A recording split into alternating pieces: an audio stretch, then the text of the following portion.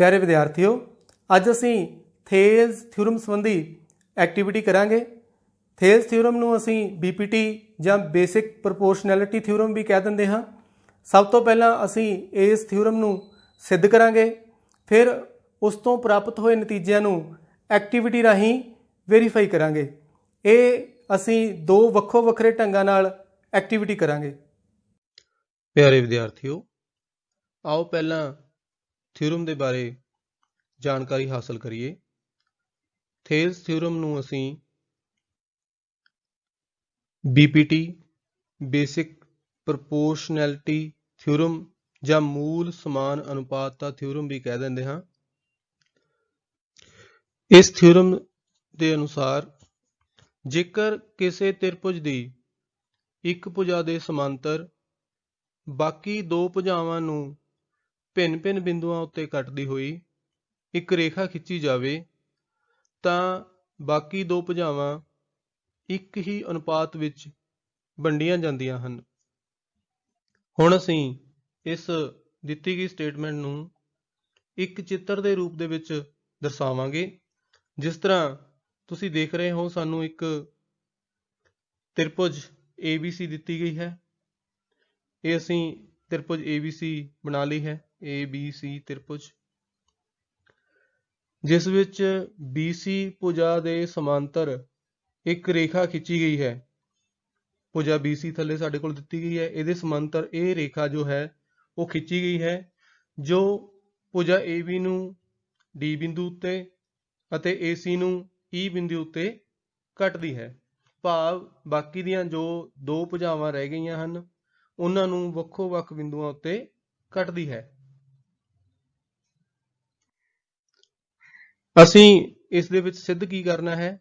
ਅਸੀਂ ਸਿੱਧ ਕਰਨਾ ਹੈ ਕਿ ਜਿਹੜੇ ਦੋ ਅਨੁਪਾਤ ਬਣੇ ਹਨ ਦੋਵਾਂ ਭੁਜਾਵਾਂ ਦੇ, ਉਹ ਆਪਸ ਦੇ ਵਿੱਚ ਬਰਾਬਰ ਹਨ। ਭਾਵ AD ਬਟਾ DB ਬਰਾਬਰ ਹੈ AE ਬਟਾ EC। ਇਸ ਨੂੰ ਸਿੱਧ ਕਰਨ ਦੇ ਲਈ ਸਾਨੂੰ ਰਚਨਾ ਕਰਨੀ ਪੈਣੀ ਹੈ। ਇਸ ਦੇ ਵਿੱਚ ਅਸੀਂ BE ਅਤੇ CD ਨੂੰ ਮਿਲਾਵਾਂਗੇ। ਉਪਰੰਤ ਅਸੀਂ DN ਲੰਬ AC ਭੁਜਾ ਦੇ ਉੱਪਰ ਲੰਬ ਖਿੱਚਿਆ ਗਿਆ ਹੈ DN। ਇਸੇ ਤਰ੍ਹਾਂ EM ਇਹ ਵਾਲੀ ਭੁਜਾ ਜੋ ਹੈ ਉਹ AB ਦੇ ਉੱਪਰ ਲੰਬ ਖਿੱਚੀ ਗਈ ਹੈ। ਇਹ ਰਚਨਾਵਾਂ ਕਰਨ ਤੋਂ ਬਾਅਦ ਸਾਨੂੰ ਇਸ ਤ੍ਰਿਭੁਜ ਦੇ ਵਿੱਚ ਵੱਖ-ਵੱਖ ਆਕ੍ਰਿਤੀਆਂ ਨਜ਼ਰ ਆ ਰਹੀਆਂ ਹਨ। ਹੁਣ ਅਸੀਂ ਇਸ ਦੇ ਵਿੱਚ ਉਹਨਾਂ ਦਾ ਖੇਤਰਫਲ ਪਤਾ ਕਰਾਂਗੇ।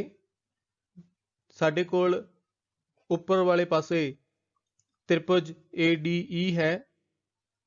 ਇਸ ਦਾ ਖੇਤਰਫਲ ਪਤਾ ਕਰਨ ਲਈ ਸਾਡੇ ਕੋਲ ਸੂਤਰ ਹੈ 1/2 ਗੁਣਾ ਆਧਾਰ ਗੁਣਾ ਉਚਾਈ ਜਾਂ ਲੰਬ। ਇਸ ਲਈ ਇਸ ਦੇ ਵਿੱਚ ਅਸੀਂ ਦੇਖਦੇ ਹਾਂ ਕਿ ਇਸ ਦਾ ਜੋ ਆਧਾਰ ਹੈ ਉਹ ਸਾਡੇ ਕੋਲ ਭੁਜਾ AD ਹੈ। ਇਸ ਦਾ ਲੰਬ ਸਾਡੇ ਕੋਲ ਜਾਂ ਉਚਾਈ ਸਾਡੇ ਕੋਲ ਕੀ ਹੈ? EM ਹੈ। ਇਸੇ ਤਰੀਕੇ ਦੇ ਨਾਲ ਅਗਲੀ ਤ੍ਰਿਭੁਜ, ਇਸ ਦਾ ਆਧਾਰ ਸਾਡੇ ਕੋਲ ਹੈ BD ਜਾਂ DB ਕਹਿ ਲਓ। ਇਸ ਦਾ ਜੋ ਲੰਬ ਹੈ ਜਾਂ ਉਚਾਈ ਹੈ ਉਹ ਵੀ ਪਹਿਲਾਂ ਵਾਲੀ ਭੁਜਾ ਹੀ ਹੋਏਗੀ EM, ਕਿਉਂ ਜੋ ਇਹ ਇੱਕ ਅਧਿਕ ਕੋਣੀ ਤਿਕੋਣ ਹੈ। ਇਸ ਲਈ ਅਸੀਂ ਜਾਣਦੇ ਹਾਂ ਕਿ ਇਸ ਦਾ ਜੋ ਲੰਬ ਹੋਏਗਾ ਉਹ ਇਸ ਤੋਂ ਬਾਹਰ ਵਾਲੇ ਪਾਸੇ ਸਥਿਤ ਹੋਏਗਾ। ਇਸੇ ਤਰ੍ਹਾਂ ਅਸੀਂ ਦੂਸਰੇ ਪਾਸੇ ਵਾਲੀਆਂ ਤ੍ਰਿਭੁਜਾਂ ਦਾ ਵੀ ਖੇਤਰਫਲ ਹੈ ਉਹ ਪਤਾ ਕਰਾਂਗੇ, ਜਿਹਦੇ ਵਿੱਚ ਤ੍ਰਿਭੁਜ ADE ਇਹ ਪਹਿਲਾਂ ਵਾਲੀ ਤ੍ਰਿਭੁਜ ਹੀ ਹੈ, ਪਰ ਹੁਣ ਅਸੀਂ ਇਸ ਦਾ ਖੇਤਰਫਲ ਦੂਸਰੇ ਢੰਗ ਨਾਲ ਪਤਾ ਕਰਾਂਗੇ। ਇਸ ਦਾ ਖੇਤਰਫਲ ਹੋਏਗਾ ਆਧਾਰ ਗੁਣਾ ਉਚਾਈ। ਇਸ ਵਾਰ ਅਸੀਂ ਆਧਾਰ AE ਨੂੰ ਮੰਨ ਕੇ ਚੱਲਾਂਗੇ ਤਾਂ ਸਾਡੇ ਕੋਲ ਉਚਾਈ DN ਹੋਏਗੀ। ਨੀਚੇ ਵਾਲੀ ਤ੍ਰਿਭੁਜ ਦਾ ਖੇਤਰਫਲ ਆਧਾਰ ਹੈ EC, ਉਚਾਈ ਇਸ ਦੀ DN ਹੀ ਹੋਏਗੀ ਕਿਉਂਕਿ ਇਹ ਇੱਕ ਅਧਿਕ ਕੋਣੀ ਤ੍ਰਿਭੁਜ ਹੈ ਜਾਂ ਤਿਕੋਣ ਹੈ। ਹੁਣ ਅਸੀਂ ਪ੍ਰਾਪਤ ਕੀਤੇ ਹੋਏ ਖੇਤਰਫਲਾਂ ਨੂੰ ਅਨੁਪਾਤ ਦੇ ਰੂਪ ਦੇ ਵਿੱਚ ਜਾਂ ਭਿੰਨ ਰੂਪ ਦੇ ਵਿੱਚ ਦਰਸਾਵਾਂਗੇ। ਸਾਡੇ ਕੋਲ ਤ੍ਰਿਭੁਜ ADE ਅਤੇ BDE ਦਾ ਖੇਤਰਫਲ ਜਦੋਂ ਅਸੀਂ ਪ੍ਰਾਪਤ ਕੀਤਾ ਸੀ ਤਾਂ ਉਹ 1/2 AD ਗੁਣਾ EM ਬਟੇ 1/2 DB ਗੁਣਾ EM ਆਇਆ। ਹੁਣ ਇੱਥੇ ਜੋ ਸਾਡੇ ਕੋਲ ਇੱਕੋ ਤਰ੍ਹਾਂ ਦੇ ਪਦ ਪ੍ਰਾਪਤ ਹੋਏ ਨੇ ਉਹਨਾਂ ਦੀ ਕੈਂਸਲੇਸ਼ਨ ਅਸੀਂ ਕਰ ਦੇਵਾਂਗੇ। ਜਿਸ ਤਰ੍ਹਾਂ 1/2 ਕੈਂਸਲ ਹੋ ਗਿਆ, EM ਦੀ ਕੈਂਸਲੇਸ਼ਨ ਕਰਤੀ ਤਾਂ ਸਾਡੇ ਕੋਲ AD ਬਟਾ DB ਪ੍ਰਾਪਤ ਹੋਇਆ। ਇਸੇ ਤਰੀਕੇ ਨਾਲ ਦੂਸਰੇ ਪਾਸੇ ਵੀ ਅਸੀਂ ਕੈਂਸਲੇਸ਼ਨ ਕਰਨ ਦੇ ਬਾਅਦ ਸਾਡੇ ਕੋਲੇ AE ਬਟਾ EC ਪ੍ਰਾਪਤ ਹੋਇਆ। ਇੱਥੇ ਅਸੀਂ ਦੇਖਦੇ ਹਾਂ ਕਿ ਅੰਸ਼ ਦੇ ਵਿੱਚ ਦੋਵੇਂ ਪਾਸੇ ਤ੍ਰਿਭੁਜ ADE ਹੈ ਤੇ ਹਰ ਦੇ ਵਿੱਚ ਇੱਕ ਪਾਸੇ BDE ਅਤੇ ਦੂਸਰੇ ਪਾਸੇ DCE ਸਾਡੇ ਕੋਲ ਸ਼ਾਮਲ ਹੈ। ਹੁਣ ਅਸੀਂ ਇਸ ਆਕ੍ਰਿਤੀ ਨੂੰ ਸਪਲਿਟ ਕਰਕੇ ਵੇਖਾਂਗੇ ਤਾਂ ਸਾਨੂੰ ਹੋਰ ਵੀ ਕਲੈਰਿਟੀ ਮਿਲੇਗੀ। ਇਸ ਦੇ ਵਿੱਚ ਅਸੀਂ ਵੇਖਦੇ ਹਾਂ ਕਿ ਸਾਡੇ ਕੋਲ ਉੱਪਰ ਵਾਲੇ ਪਾਸੇ ਉਹੀ ਤ੍ਰਿਭੁਜਾਂ ਸ਼ਾਮਲ ਹਨ ਤੇ ਨੀਚੇ ਜੋ ਤ੍ਰਿਭੁਜਾਂ ਦਿੱਤੀਆਂ ਗਈਆਂ ਹਨ ਉਹਨਾਂ ਦੇ ਵਿੱਚ ਕੁਝ ਗੱਲਾਂ ਕਾਮਨ ਹਨ, ਸਾਂਝੀਆਂ ਹਨ। ਉਹ ਕੀ ਨੇ ਕਿ ਉਹਨਾਂ ਦੇ ਆਧਾਰ ਸਮਾਨ ਹਨ। ਇਹਦੇ ਵਿੱਚ ਵੀ ਆਧਾਰ ਅਸੀਂ DE ਮੰਨ ਸਕਦੇ ਹਾਂ ਤੇ ਇੱਧਰ ਵੀ DE ਹੈ। ਦੂਸਰੀ ਗੱਲ ਕਿ ਇਹ ਦੋਵੇਂ ਦੋ ਸਮਾਂਤਰ ਰੇਖਾਵਾਂ ਦੇ ਵਿਚਕਾਰ ਸਥਿਤ ਹਨ ਤੇ ਅਸੀਂ ਜਾਣਦੇ ਹਾਂ ਕਿ ਇੱਕ ਹੀ ਆਧਾਰ ਉੱਤੇ ਬਣੀਆਂ ਦੋ ਸਮਾਂਤਰ ਭੁਜਾਵਾਂ ਦੇ ਵਿਚਕਾਰ ਤ੍ਰਿਭੁਜਾਂ ਦਾ ਖੇਤਰਫਲ ਆਪਸ ਦੇ ਵਿੱਚ ਬਰਾਬਰ ਹੁੰਦਾ ਹੈ। ਇੱਥੇ ਸਾਡੇ ਕੋਲ ਤ੍ਰਿਭੁਜ BDE ਅਤੇ DCE ਇੱਕ ਹੀ ਆਧਾਰ DE ਅਤੇ ਸਮਾਂਤਰ ਰੇਖਾਵਾਂ BC ਅਤੇ DE ਦੇ ਵਿਚਕਾਰ ਬਣੀਆਂ ਹੋਈਆਂ ਦੋ ਤ੍ਰਿਭੁਜਾਂ ਹਨ। ਇਸ ਲਈ ਸਾਡੇ ਕੋਲ ਇਹਨਾਂ ਦਾ ਖੇਤਰਫਲ ਪਹਿਲੀ ਤ੍ਰਿਭੁਜ ਦਾ ਅਤੇ ਦੂਸਰੀ ਤ੍ਰਿਭੁਜ ਦਾ ਜਿਹੜੇ ਹੈਗੇ ਨੇ ਦੋਵੇਂ ਬਰਾਬਰ ਹਨ। ਇਸ ਤਰ੍ਹਾਂ ਅਸੀਂ ਪਹਿਲੀਆਂ ਦੋ ਅਤੇ ਤੀਜੀ ਇਸ ਸਟੇਟਮੈਂਟ ਨੂੰ ਮਿਲਾ ਕੇ ਦੇਖੀਏ ਤਾਂ ਸਾਡੇ ਕੋਲ ਇਹ ਤਿੰਨ ਇਕੁਏਸ਼ਨਸ ਸਾਹਮਣੇ ਆਉਂਦੀਆਂ ਹਨ, ਪਹਿਲੀ, ਦੂਸਰੀ ਅਤੇ ਤੀਸਰੀ। ਜਦੋਂ ਅਸੀਂ ਪਹਿਲੀਆਂ ਦੋ ਨੂੰ ਵੇਖਦੇ ਹਾਂ ਤਾਂ ਉੱਥੇ ਸਾਡੇ ਕੋਲ ਖੱਬੇ ਪਾਸੇ ਦੇ ਵਿੱਚ ਅੰਸ਼ ਬਰਾਬਰ ਹਨ ਪਰੰਤੂ ਹਰ ਵੱਖਰੇ ਹਨ। ਜਦੋਂ ਅਸੀਂ ਤੀਜੀ ਇਕੁਏਸ਼ਨ ਨੂੰ ਦੇਖਦੇ ਹਾਂ ਤਾਂ ਸਾਨੂੰ ਉੱਥੋਂ ਪਤਾ ਲੱਗਦਾ ਹੈ ਕਿ ਤ੍ਰਿਭੁਜ BDE ਅਤੇ ਤ੍ਰਿਭੁਜ DCE ਦੋਵਾਂ ਦਾ ਖੇਤਰਫਲ ਬਰਾਬਰ ਹੈ। ਤਾਂ ਸਿੱਧ ਹੁੰਦਾ ਹੈ ਕਿ ਪਹਿਲੀਆਂ ਦੋ ਇਕੁਏਸ਼ਨਸ ਸਮੀਕਰਨਾਂ ਦੇ ਜੋ ਖੱਬੇ ਪਾਸੇ ਹਨ ਉਹ ਬਰਾਬਰ ਹੋ ਗਏ ਹਨ ਤਾਂ ਇਹਨਾਂ ਦੇ ਸੱਜੇ ਪਾਸੇ ਵੀ ਆਪਸ 'ਚ ਬਰਾਬਰ ਹੋਣਗੇ। ਭਾਵ ਸਾਡੇ ਕੋਲ AD ਬਟਾ DB ਬਰਾਬਰ ਹੈ AE ਬਟਾ EC ਹੋਏਗਾ। ਇਹੀ ਸਾਨੂੰ ਲੋੜੀਂਦਾ ਸੀ, ਇਹੀ ਸਾਡੀ ਸਟੇਟਮੈਂਟ ਸੀ ਜੋ ਕਿ ਸਿੱਧ ਹੋ ਗਈ ਹੈ।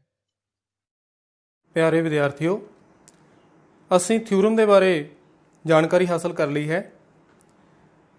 ਹੁਣ ਅਸੀਂ ਐਕਟੀਵਿਟੀ ਕਰਕੇ ਵੇਖਾਂਗੇ ਕਿ ਜੋ ਦਿੱਤੇ ਹੋਏ ਰਿਜ਼ਲਟ ਨੇ ਉਹ ਐਕਟੀਵਿਟੀ ਦੇ ਰਾਹੀਂ ਕਿਸ ਤਰ੍ਹਾਂ ਵੈਰੀਫਾਈ ਹੁੰਦੇ ਨੇ। ਇਸ ਦੇ ਲਈ ਸਾਨੂੰ ਕੁਝ ਮਟੀਰੀਅਲ ਦੀ ਲੋੜ ਹੋਏਗੀ, ਜਿਸ ਦੇ ਵਿੱਚ ਸਾਡੇ ਕੋਲੇ ਕੁਝ ਕਟਿੰਗ ਵਾਸਤੇ ਟੂਲਸ, ਕੈਂਚੀ, ਕਟਰ, ਸਕੇਲ, ਜੋੜਨ ਵਾਸਤੇ ਗਲੂ, ਧਾਗਾ, ਪੈਨਸਿਲ, ਸਕੇਲ, ਇਸ ਤਰ੍ਹਾਂ ਦੀਆਂ ਕੁਝ ਰਬੜ ਬੈਂਡਸ ਸਾਨੂੰ ਚਾਹੀਦੇ ਨੇ, ਗ੍ਰਾਫ ਪੇਪਰ ਅਤੇ ਇਸ ਦੇ ਨਾਲ ਹੀ ਸਾਨੂੰ ਇਸ ਤਰ੍ਹਾਂ ਦਾ ਕੁਝ ਕੋਈ ਪੇਪਰ ਜਿਹੜਾ ਤੁਹਾਡੇ ਕੋਲ ਕਲਰਡ ਜਾਂ ਸਫੇਦ ਪੇਪਰ ਹੋ ਸਕਦਾ ਹੈ, ਉਹ ਚਾਹੀਦਾ ਹੈ। ਇਸ ਦੇ ਨਾਲ ਹੀ ਇਸ ਤਰ੍ਹਾਂ ਦਾ ਕੋਈ ਗੱਤੇ ਦਾ ਡੱਬਾ ਜਿਸ ਦੇ ਵਿੱਚ ਸਾਡੇ ਕੋਲ ਕਾਫੀ ਪੈਕਿੰਗਸ ਵਗੈਰਾ ਆਉਂਦੀਆਂ ਨੇ, ਉਸ ਨੂੰ ਚੀਜ਼ਾਂ ਨੂੰ ਵਰਤਣ ਤੋਂ ਬਾਅਦ ਜਿਹੜਾ ਬੇਕਾਰ ਡੱਬਾ ਹੋ ਜਾਂਦਾ ਹੈ, ਉਸ ਦੇ ਵਰਤੋਂ ਅਸੀਂ ਇਹਦੇ ਵਿੱਚ ਕਰਾਂਗੇ। ਜਿਵੇਂ ਮੈਂ ਇੱਥੇ ਜੁੱਤੀਆਂ ਦੇ ਡੱਬੇ ਦਾ ਢੱਕਣ ਲਿਆ ਹੈ, ਤੁਸੀਂ ਵੀ ਆਪਣੇ ਸੁਵਿਧਾ ਦੇ ਅਨੁਸਾਰ ਇਹਨਾਂ ਚੀਜ਼ਾਂ ਦੀ ਵਰਤੋਂ ਜਿਹੜੀਆਂ ਤੁਹਾਡੇ ਕੋਲ ਅਵੇਲੇਬਲ ਹੋਣ ਉਹ ਕਰ ਸਕਦੇ ਹੋ। ਹੁਣ ਸਭ ਤੋਂ ਪਹਿਲਾਂ ਅਸੀਂ ਕਾਗਜ਼ ਦੇ ਉੱਪਰ ਟਰਾਇੰਗਲ ਡਰਾ ਕਰਾਂਗੇ, ਭਾਵ ਅਸੀਂ ਤ੍ਰਿਭੁਜ ਬਣਾਵਾਂਗੇ। ਇਸ ਨੂੰ ਬਣਾਉਣ ਦੇ ਵਿੱਚ ਇੱਕ ਗੱਲ ਦਾ ਅਸੀਂ ਬਹੁਤ ਚੰਗੀ ਤਰ੍ਹਾਂ ਖਿਆਲ ਰੱਖਣਾ ਹੈ ਕਿ ਜਿਹੜੀ ਸਾਡੀ ਤ੍ਰਿਭੁਜ ਹੈ ਉਸ ਦਾ ਆਧਾਰ ਇਸ ਕਾਗਜ਼ ਦੇ ਆਧਾਰ ਵਾਲੇ ਕਿਨਾਰੇ ਦੇ ਸਮਾਂਤਰ ਹੋਣਾ ਚਾਹੀਦਾ ਹੈ, ਤਾਂ ਕਿ ਸਾਨੂੰ ਅੱਗੇ ਐਕਟੀਵਿਟੀ ਕਰਨ ਦੇ ਵਿੱਚ ਕੋਈ ਦਿੱਕਤ ਨਾ ਆਵੇ। ਇਸ ਕੰਮ ਦੇ ਲਈ ਤੁਸੀਂ ਪੈਨਸਿਲ ਜਾਂ ਮਾਰਕਰ ਜੋ ਵੀ ਤੁਹਾਡੇ ਕੋਲ ਅਵੇਲੇਬਲ ਹੋਵੇ ਉਸ ਦੀ ਵਰਤੋਂ ਕਰ ਸਕਦੇ ਹੋ। ਅਸੀਂ ਇਸ ਤਰ੍ਹਾਂ ਇੱਕ ਤ੍ਰਿਭੁਜ ਬਣਾਵਾਂਗੇ।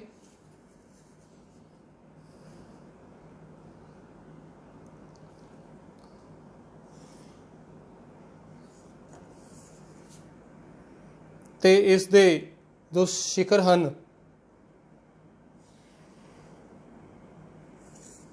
ਉਹਨਾਂ ਨੂੰ ਨਾਮ ਦੇਵਾਂਗੇ। ਅਸੀਂ ਇਹ ਇੱਥੇ ਵੀ ਲਿਖ ਸਕਦੇ ਹਾਂ ਜਾਂ ਇਸ ਨੂੰ ਉਸਦੇ ਅੰਦਰ ਵੀ ਲਿਖਿਆ ਜਾ ਸਕਦਾ ਹੈ। ਇਸ ਤਰ੍ਹਾਂ B,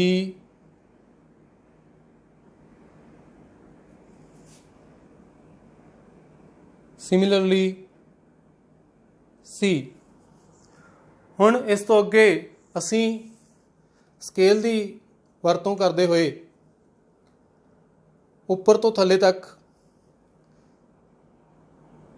1-1 ਸੈਂਟੀਮੀਟਰ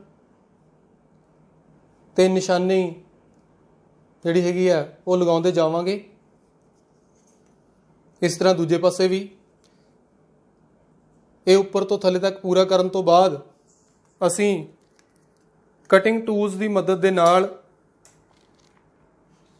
ਇਸ ਤ੍ਰਿਭੁਜ ਨੂੰ ਕੱਟ ਲਵਾਂਗੇ।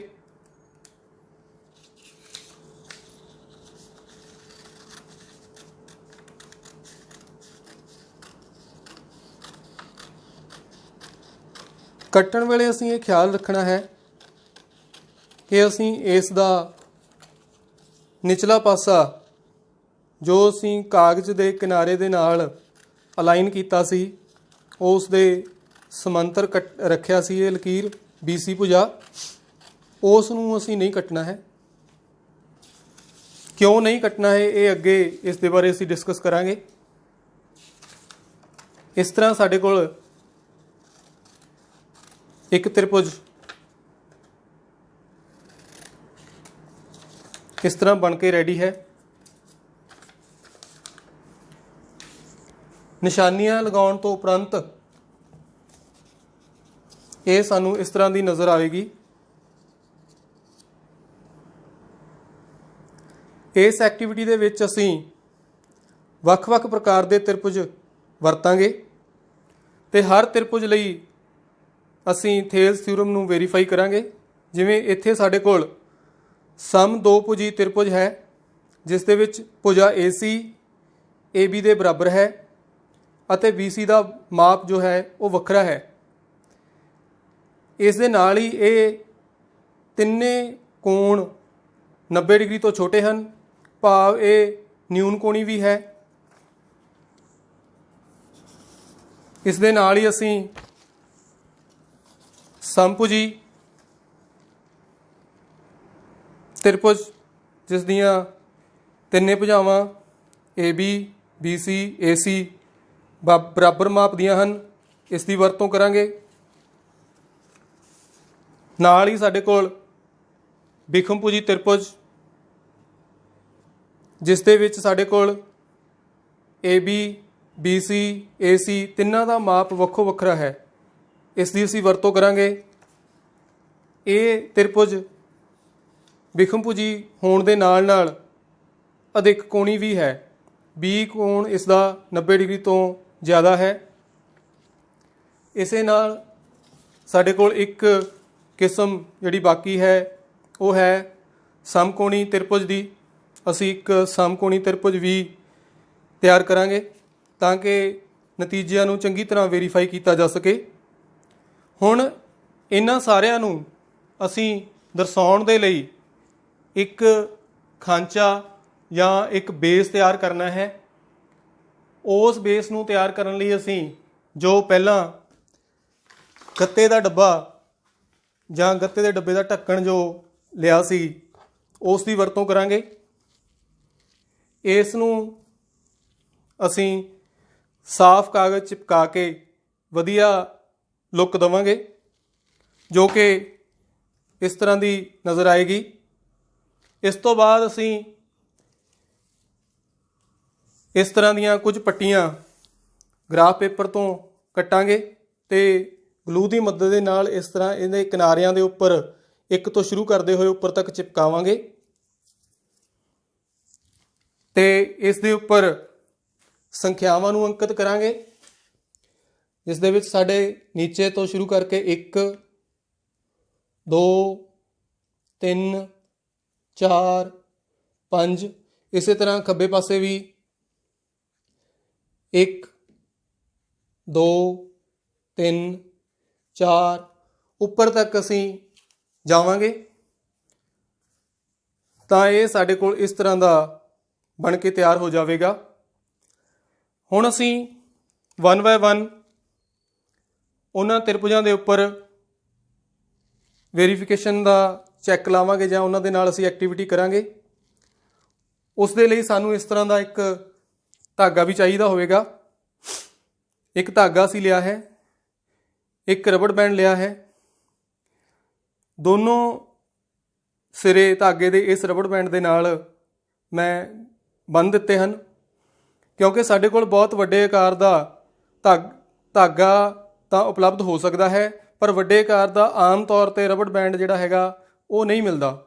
ਸੋ ਅਸੀਂ ਇਸ ਤਰ੍ਹਾਂ ਦੀ ਇਨੋਵੇਸ਼ਨ ਲਾਵਾਂਗੇ ਇਹਦੇ ਇਸ ਨੂੰ ਇਸ ਦੇ ਉੱਪਰ ਦੀ ਇਸ ਤਰ੍ਹਾਂ ਪਰੋ ਦਾਂਗੇ। ਇਹ ਸਾਡੇ ਲਈ ਇੱਕ ਰੇਖਾ ਜੋ ਅਸੀਂ ਕਹਿੰਦੇ ਹਾਂ ਆਧਾਰ ਦੇ ਸਮਾਂਤਰ ਰੇਖਾ ਦਾ ਕੰਮ ਕਰੇਗਾ। ਹੁਣ ਇਸ ਨੂੰ ਸਮਾਂਤਰ ਕਿਸ ਤਰ੍ਹਾਂ ਰੱਖਣਾ ਹੈ, ਜਿਵੇਂ ਤੁਸੀਂ ਧਿਆਨ ਨਾਲ ਦੇਖੋ ਤਾਂ ਮੈਂ ਇੱਥੇ ਇਹਨੂੰ 25 ਦੇ ਉੱਪਰ ਸੈੱਟ ਕੀਤਾ ਹੈ ਤਾਂ ਅਸੀਂ ਦੂਸਰਾ ਪਾਸਾ ਵੀ ਧਿਆਨ ਦੇ ਨਾਲ 25 ਦੇ ਉੱਪਰ ਹੀ ਸੈੱਟ ਕਰਾਂਗੇ ਤਾਂ ਇਹ ਜਿਹੜਾ ਧਾਗਾ ਹੈ ਜਾਂ ਇਹ ਸਾਡੀ ਜੋ ਰੇਖਾ ਹੈ ਉਹ ਆਧਾਰ ਦੇ ਸਮਾਂਤਰ ਹੋ ਜਾਵੇਗੀ। ਸੋ ਇਸ ਨੂੰ ਅਸੀਂ ਆਪਣੀ ਮਰਜ਼ੀ ਦੇ ਮੁਤਾਬਕ ਕਿਤੇ ਵੀ ਸੈੱਟ ਕਰ ਸਕਦੇ ਹਾਂ ਕਿਉਂਕਿ ਇਸ ਦੇ ਪਿੱਛੇ ਇੱਕ ਰਬੜ ਲਗਾਈ ਹੋਈ ਹੈ, ਇਸ ਲਈ ਇਹ ਇੱਕ ਇਲਾਸਟਿਕ ਸਟਰਿੰਗ ਦੀ ਤਰ੍ਹਾਂ ਵਰਤੋਂ ਇਹਦੀ ਅਸੀਂ ਕਰ ਸਕਦੇ ਹਾਂ। ਮੈਂ ਇਹਨੂੰ ਦੋਵੇਂ ਪਾਸਿਓਂ 15-15 ਦੇ ਉੱਪਰ ਸੈੱਟ ਕੀਤਾ ਹੈ। ਹੁਣ ਅਸੀਂ ਇੱਕ ਇੱਕ ਕਰਕੇ ਤ੍ਰਿਭੁਜ ਨੂੰ ਇਸ ਦੇ ਵਿੱਚ ਲਗਾਵਾਂਗੇ। ਜਿਸ ਤਰ੍ਹਾਂ ਅਸੀਂ ਪਹਿਲਾਂ ਸਮਭੁਜੀ ਤ੍ਰਿਭੁਜ ਨੂੰ ਲੈਂਦੇ ਹਾਂ, ਇਸ ਨੂੰ ਇਸ ਦੇ ਆਧਾਰ ਦੇ ਅਨੁਸਾਰ ਅਸੀਂ ਅਲਾਈਨ ਕਰਨਾ ਹੈ। ਇਸ ਦੇ ਲਈ ਅਸੀਂ ਕੋਈ ਪੇਪਰ ਪੈਨ ਦੀ ਵਰਤੋਂ ਵੀ ਕਰ ਸਕਦੇ ਹਾਂ ਇੱਥੇ ਤਾਂ ਕਿ ਬਾਰ-ਬਾਰ ਹਿੱਲੇ ਨਾ। ਇੱਥੋਂ ਅਸੀਂ ਇਹਨੂੰ ਥੋੜ੍ਹਾ ਜਿਹਾ ਹੋਰ ਖਿਸਕਾ ਕੇ ਥੱਲੇ ਲੈ ਆਉਂਦੇ ਹਾਂ।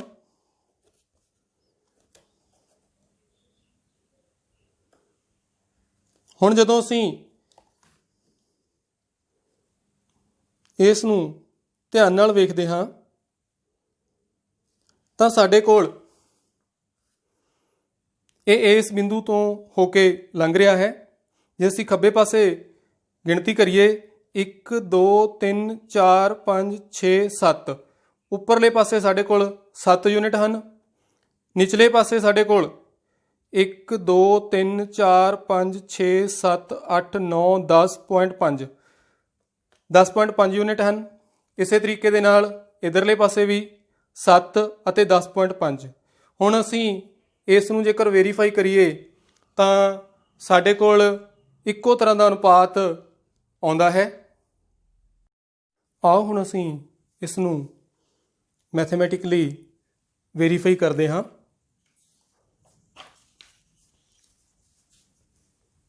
ਪਹਿਲੀ ਭੁਜਾ ਨੂੰ ਦੋ ਅਨੁਪਾਤਾਂ ਦੇ ਵਿੱਚ ਜਾਂ ਦੋ ਹਿੱਸਿਆਂ ਦੇ ਵਿੱਚ ਵੰਡਿਆ ਗਿਆ ਸੀ। ਉੱਪਰ ਵਾਲਾ ਹਿੱਸਾ ਸਾਡੇ ਕੋਲ 7 ਯੂਨਿਟ ਸੀ, ਜਦੋਂ ਕਿ ਥੱਲੇ ਵਾਲਾ ਹਿੱਸਾ ਸਾਡੇ ਕੋਲ 10.5 ਯੂਨਿਟ ਸੀ। ਇਸੇ ਤਰੀਕੇ ਦੇ ਨਾਲ ਦੂਸਰੇ ਪਾਸੇ ਵੀ 7 ਅਤੇ 10.5 ਯੂਨਿਟ ਹਿੱਸੇ ਸੀ, ਤੇ ਅਸੀਂ ਦੇਖਦੇ ਹਾਂ ਕਿ ਇਹ ਦੋਵੇਂ ਆਪਸ ਦੇ ਵਿੱਚ ਸਮਾਨ ਹਨ। ਇਸ ਨੂੰ ਅਸੀਂ ਕੈਂਸਲੇਸ਼ਨ ਦੇ ਨਾਲ ਵੀ ਅੱਗੇ ਵਧਾ ਸਕਦੇ ਹਾਂ। ਇਸੇ ਤਰੀਕੇ ਦੇ ਨਾਲ ਅਸੀਂ ਦੂਜੀ ਕਿਸਮ ਦੀ ਤ੍ਰਿਭੁਜ ਲੈਂਦੇ ਹਾਂ। ਉਹ ਸਾਡੇ ਕੋਲ ਸਮ ਦੋ ਭੁਜੀ ਤ੍ਰਿਭੁਜ ਹੈ। ਉਸ ਤ੍ਰਿਭੁਜ ਦੇ ਵਿੱਚ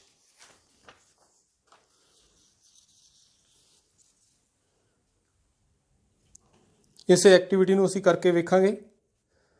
ਅਸੀਂ ਸਲਾਈਡਰ ਨੂੰ, ਇਸ ਸਮਾਂਤਰ ਰੇਖਾ ਨੂੰ ਕਿਸੇ ਹੋਰ ਜਗ੍ਹਾ ਦੇ ਉੱਪਰ ਸੈੱਟ ਕਰਕੇ ਵੇਖਾਂਗੇ।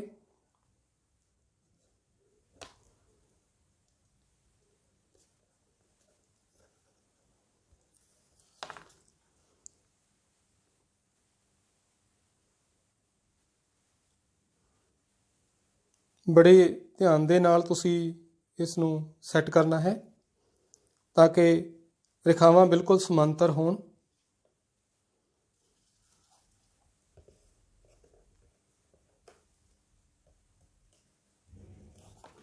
ਹੁਣ ਅਸੀਂ ਦੇਖਦੇ ਹਾਂ ਕਿ ਇਸ ਦੇ ਵਿੱਚ ਸਾਡੇ ਕੋਲ ਉੱਪਰ ਤੋਂ ਗਿਣਦੇ ਹੋਏ 1 2 3 4 5 6 7 8 9 ਤੋਂ ਲਗਭਗ 1/4 ਪਾਰਟ ਅੱਗੇ ਵੱਧ ਹੈ, ਤਾਂ ਸਾਡੇ ਕੋਲ ਆ ਗਿਆ ਸਾਡੇ ਕੋਲ 9.25। ਇਸੇ ਤਰੀਕੇ ਨਾਲ ਨੀਚੇ ਗਿਣੀਏ ਤਾਂ 1 2 3 4 5 6 7 8 9 ਅੱਗੇ ਅੱਧਾ ਪਾਰਟ ਹੈ, ਇਹ 'ਚੋਂ 1/4 ਉੱਪਰ ਨਿਕਲ ਗਿਆ, ਤਾਂ ਇਹ ਵੀ ਸਾਡੇ ਕੋਲ ਬਚਿਆ। ਸਾਡੇ ਕੋਲ ਕਿੰਨਾ ਹੈ? 9.25। ਸਿਮਿਲਰਲੀ ਇੱਧਰ ਗਿਣੀਏ 1 2 3 4 5 6 7 8 9.25 1 2 3 4 5 6 7 8 9 9.25। ਭਾਵ ਉੱਪਰ ਨੀਚੇ ਦੋਨੇ ਪਾਸੇ ਇੱਕੋ ਤਰ੍ਹਾਂ ਦਾ ਜਿਹੜਾ ਹੈਗਾ ਪਾਰਟ ਸਾਡੇ ਕੋਲ ਆ ਗਿਆ। ਹੁਣ ਅਸੀਂ ਇਸ ਨੂੰ ਮੈਥਮੈਟਿਕਲੀ ਦੇਖਦੇ ਹਾਂ ਕਿ ਕੀ ਸਾਡਾ ਅਨੁਪਾਤ ਸਮਾਨ ਹੈ।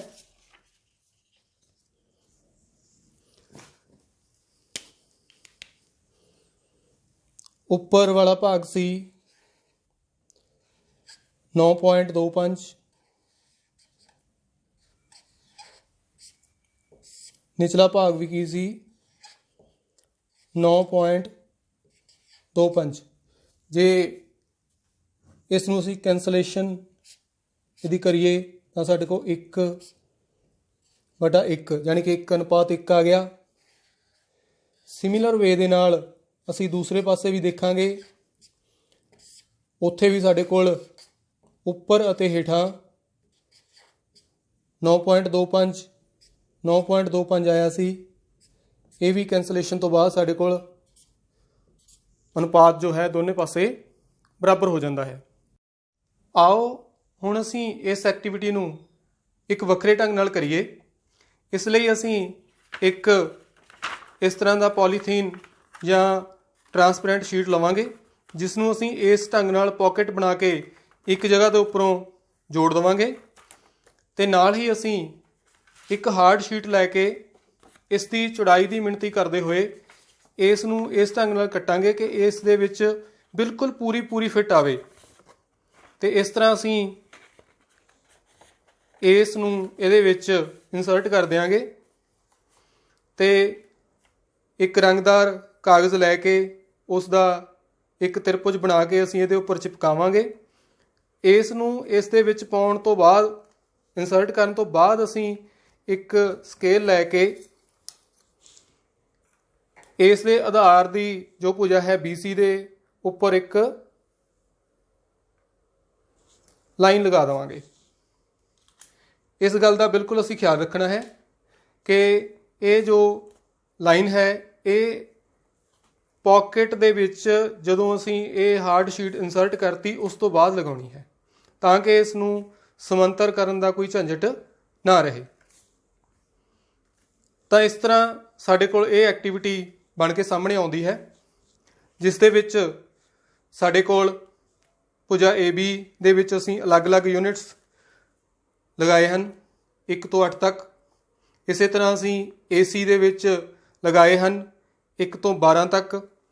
ਇਸ ਦਾ ਅਰਥ ਇਹ ਹੈ ਕਿ ਦੋਵੇਂ ਭੁਜਾਵਾਂ ਬਰਾਬਰ ਨਹੀਂ, ਤੀਸਰੀ ਭੁਜਾ ਦੀ ਵੀ ਲੰਬਾਈ ਵੱਖਰੀ ਜਾਪਦੀ ਹੈ। ਇਹ ਇੱਕ ਵਿਖਮ ਭੁਜੀ ਤ੍ਰਿਭੁਜ ਹੈ। ਹੁਣ ਅਸੀਂ ਸਲਾਈਡ ਕਰਕੇ ਇਸ ਸਮਾਂਤਰ ਇਹ ਭੁਜਾ ਨੂੰ ਜੋ BC ਦੇ ਸਮਾਂਤਰ ਹੈ ਕਿਸੇ ਵੀ ਪੁਆਇੰਟ ਦੇ ਉੱਪਰ ਸੈੱਟ ਕਰ ਸਕਦੇ ਹਾਂ। ਜਦੋਂ ਮੈਂ ਇਸ ਨੂੰ AB ਦੇ ਉੱਪਰ ਦੂਜੇ ਯੂਨਿਟ 'ਤੇ ਸੈੱਟ ਕਰਦਾ ਹਾਂ ਤਾਂ ਇਹ ਆਪਣੇ ਆਪ AC ਦੇ ਉੱਪਰ ਤੀਸਰੇ ਯੂਨਿਟ ਦੇ ਉੱਪਰ ਜਾਂਦੀ ਹੈ। ਤਾਂ ਹੁਣ ਅਸੀਂ ਇਸ ਤੋਂ ਅੱਗੇ ਵੈਰੀਫਿਕੇਸ਼ਨ ਕਰਦੇ ਹਾਂ। ਸਾਡੇ ਕੋਲ ਇੱਥੇ AB ਜਿਹੜਾ ਇਹ ਬਿੰਦੂ ਹੈ ਇਸ ਨੂੰ ਅਸੀਂ D ਆਖਾਂਗੇ। ਮੈਂ ਇੱਥੇ D ਲਿਖ ਵੀ ਦਿੰਦਾ ਹਾਂ। ਇਹ ਸਾਡੇ ਕੋਲ ਆ ਗਿਆ E ਬਿੰਦੂ। ਤਾਂ ਸਾਡੇ ਕੋਲ ਇੱਥੇ AD 2 ਤੇ DB ਸਾਡੇ ਕੋਲ 6, ਇਸੇ ਤਰ੍ਹਾਂ AE 3 ਤੇ ਅੱਗੇ EC ਸਾਡੇ ਕੋਲ 9 ਯੂਨਿਟ ਬਣਦਾ ਹੈ। ਤਾਂ ਹੁਣ ਅਸੀਂ ਮੈਥਮੈਟਿਕਲੀ ਵੈਰੀਫਾਈ ਕਰਦੇ ਹਾਂ ਕਿ ਕੀ ਇਹ ਜੋ ਥੇਲਸ ਥਿਊਰਮ ਦੇ ਅਨੁਸਾਰ ਸਹੀ ਬਣਦਾ ਹੈ।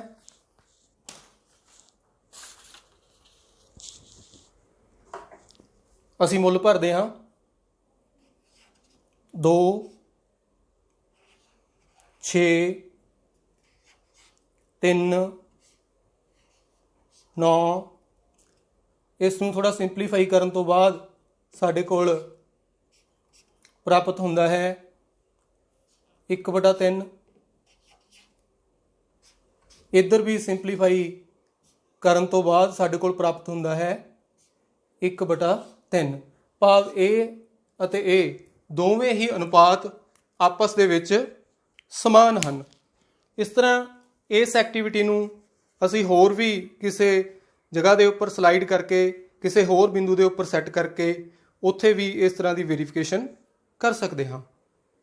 ਪਿਆਰੇ ਵਿਦਿਆਰਥੀਓ, ਅੱਜ ਅਸੀਂ ਬੜੇ ਵਿਸਥਾਰ ਦੇ ਨਾਲ ਥੇਲਸ ਥਿਊਰਮ ਬਾਰੇ ਜਾਣਿਆ ਤੇ ਵੱਖ-ਵੱਖ ਐਕਟੀਵਿਟੀਜ਼ ਕਰਕੇ ਵੇਖੀਆਂ। ਮੈਨੂੰ ਪੂਰਨ ਉਮੀਦ ਹੈ ਕਿ ਆਪ ਨੂੰ ਸਾਰਿਆਂ ਨੂੰ ਇਹ ਐਕਟੀਵਿਟੀਜ਼ ਬੜੀ ਚੰਗੀ ਤਰ੍ਹਾਂ ਸਮਝ ਦੇ ਵਿੱਚ ਆ ਗਈਆਂ ਹੋਣਗੀਆਂ ਤੇ ਤੁਸੀਂ ਆਪੋ ਆਪਣੇ ਢੰਗਾਂ ਦੇ ਨਾਲ ਆਪੋ ਆਪਣੇ ਉਪਲਬਧ ਵਸੀਲਿਆਂ ਦੇ ਨਾਲ ਇਹਨਾਂ ਐਕਟੀਵਿਟੀਜ਼ ਨੂੰ ਜ਼ਰੂਰ ਕਰਕੇ ਵੇਖੋਗੇ। ਧੰਨਵਾਦ।